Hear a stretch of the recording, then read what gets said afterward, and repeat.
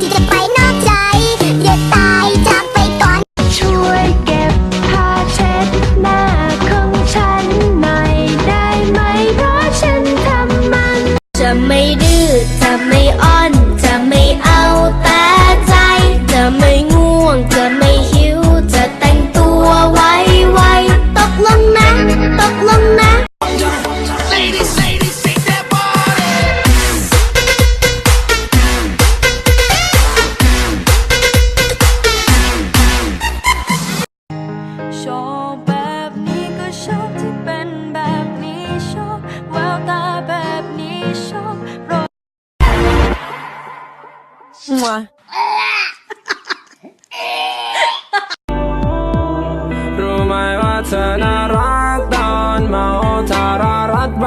บาๆแต่ไม่ตกหลุมรักคนเมาไม่เอาหรอกฉันรู้ว่าเธอน่าร้ายจะตายเธอมีผู้ขอโสดสักวันเป็นของขวัญได้บ่เป็นโบนัสรายปีที่ทำดีเพื่อเธอกินละ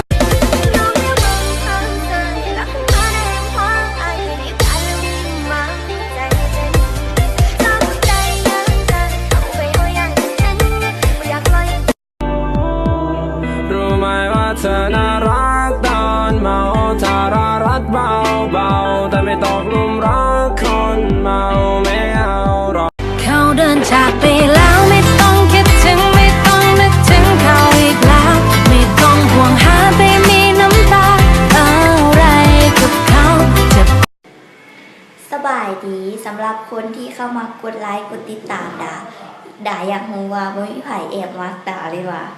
ด่าโสดเด้อถ้าไผมักด่า